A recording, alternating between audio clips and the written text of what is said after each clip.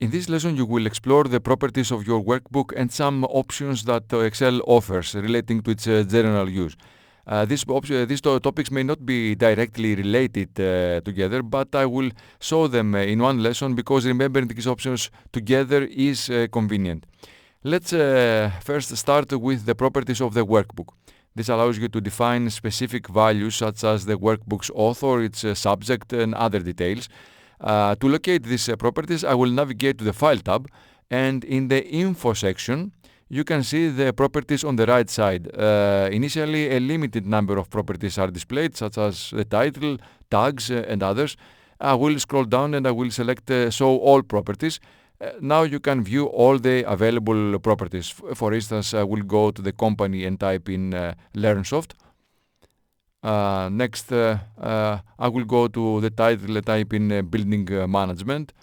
Generally, I can write the properties I want here, but I can also enter these properties in another way. I will open the properties list and choose Advanced Properties. Here you can enter the same details using this dialog box. These properties are visible in the file's properties before opening the file outside of Excel and are often useful for viewing certain information from there or simply to have this data available so someone else can be informed about these details before opening the file. These details are stored directly in the workbook itself, so I will click OK here and then save, and thus they are saved. Generally, when you change a property, you need to save the workbook to retain the change within the workbook. Let's now look at some options related to how Excel functions in certain aspects. I will double-click on cell B2 to open it, and another double-click to select its content.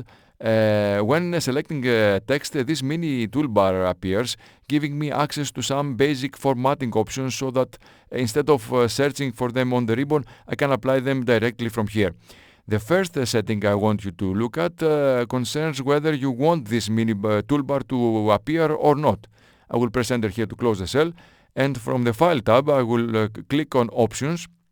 Here in the General tab, there is the Show Mini Toolbar on Selection option, which is currently active. I will deactivate it and I will click OK here. I will double click on cell B2 again to open it and another double click to select its content. Now the mini toolbar does not appear. Another setting is the ability to have a real-time preview of the formatting changes I'm about to make or not. I will press Enter here to close the cell and select the cells from B2 to H9.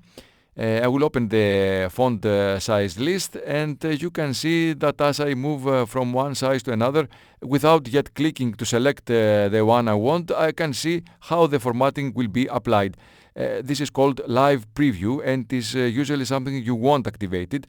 However, there are cases where I might not want this. For example, an older computer or computers with lower capabilities where this feature might cause them to malfunction. To deactivate this option, I will open the File tab and click on Options. Here in the General tab as before, I will deactivate the Enable Live Preview setting and click OK. Now I will open the font color tool, and as you can see, moving the mouse over different colors, I don't get to see the result on the worksheet before applying the one I want. I will only see it when I click on a color. Another setting you will find in the general options relates to the username you can set. I will do this now and then explain further. It's important to understand that the previous settings as well as this one for the username are general Excel settings. That means they aren't stored in the workbook itself but apply to all workbooks that you open in Excel on this computer. From the File tab as before, I will click on Options. Here at the bottom there is an option to set a username. I will write my name here as the username, changing whatever it was here. And then I will click OK. As a result, all workbooks created in Excel on this computer will carry this name as the information indicating who last modified the workbook. I will go to the File tab and into Info.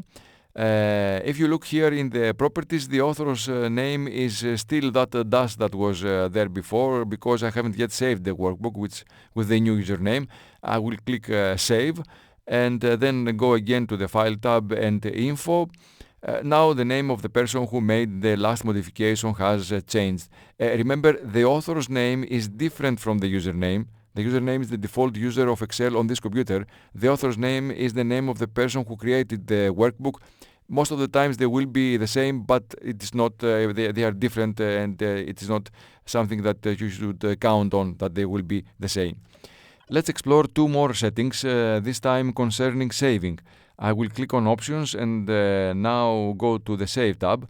The first option of interest is titled Save AutoRecover Information every 10 minutes. This setting can prove to be a lifesaver, and you probably want it activated.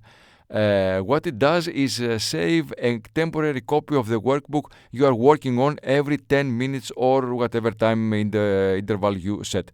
If you wonder where is this copy saved, have a look a bit further down. You will find the AutoRecover file location. So if an error occurs and the computer or Excel closes before you save your work, AutoRecover will have a copy that is at most 10 minutes old, thus limiting the damage. Of course, it's best never to need this feature, because you should remember to press Ctrl S on the keyboard and save very often, but have it in mind as a last resort. The second option of interest is right below, titled Keep the last auto-saved version if I close without saving. This setting, when activated, tells Excel to keep the automatic copy even if you close the workbook normally, without an error. That might happen. What might happen is that you accidentally close the workbook without saving. It might seem unlikely, but believe me, it's quite possible. In such a case, at least you will have whatever managed to be saved in AutoRecover.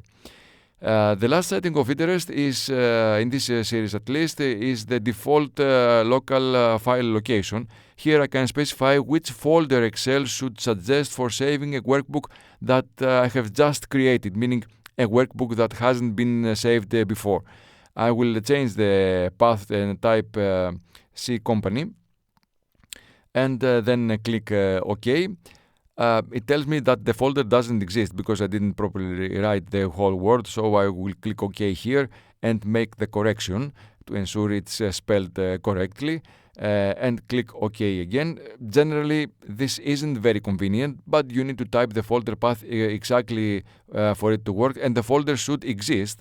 So this is pretty much a manual process to create this folder here and then set it in Excel's options. There are many other settings, too many to cover in this line of lessons. Excel can change many things about the way it operates to better serve you. What you've seen are in the File tab and in the Info option for the Workbook Properties. Remember that by scrolling down further I can click Show All Properties, while in Options under the General tab there are settings for the mini toolbar and the live preview, which I will activate again because they are very convenient to have activated. Meanwhile, in the Save tab there are settings for auto recover and for the default file location. That's all for this lesson. Thank you for watching.